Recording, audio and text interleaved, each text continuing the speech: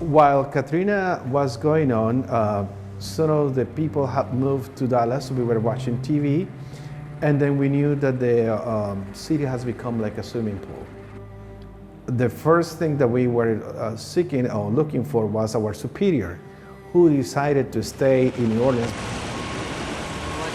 The next thing that we knew is that he was picked up by a boat in the second floor of our rectory.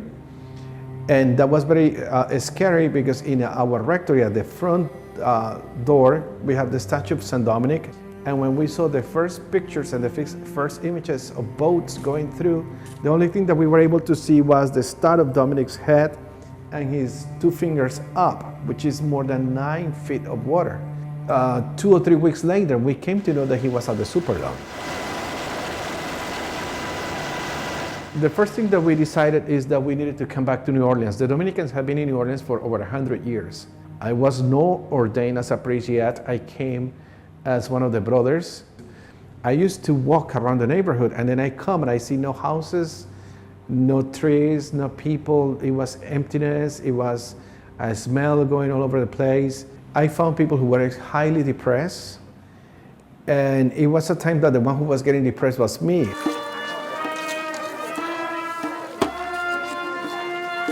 I was celebrating between 1 to 2 funerals a day. You know, there were so many people dying daily. I have never ever done so many funerals like when I came to New Orleans.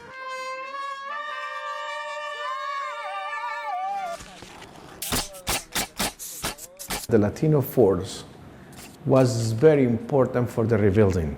Something that caught my attention was that we have many Mexicans who came for the rebuilding and many Hondurans. They were working and they used to come to church first to pray. Second, they knew that somebody at the church used to speak Spanish. Some of them didn't know English at all.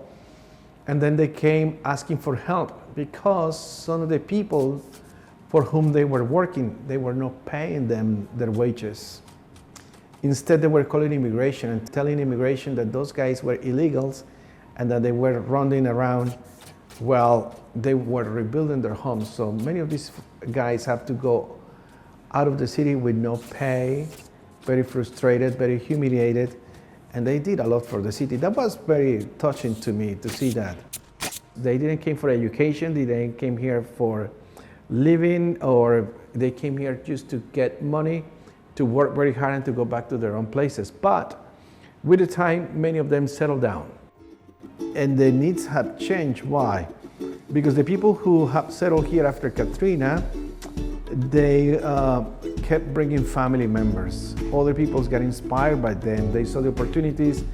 They came and tasted the New Orleans flavor, and they decided to come.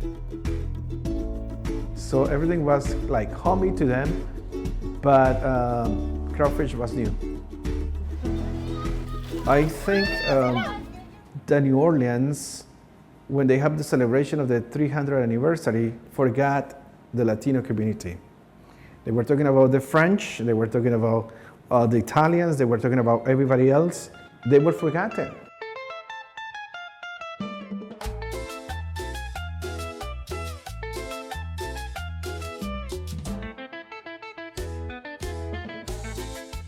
Oh, I think that the city has changed a lot. The first time that we saw something official going on in Spanish ever done by the mayor of the city and the council members was after we began with the vaccinations with COVID. So it's important you will trust us.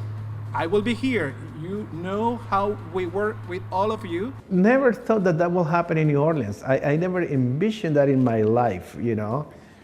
And since then, I have seen Hispanics getting into bigger events and some events inviting us to speak our own language. That now that we're going to be celebrating 20 years of Katrina, we will not forget what Hispanics have done for New Orleans, and they will always do great things for this city and for this nation because we love the places where we are.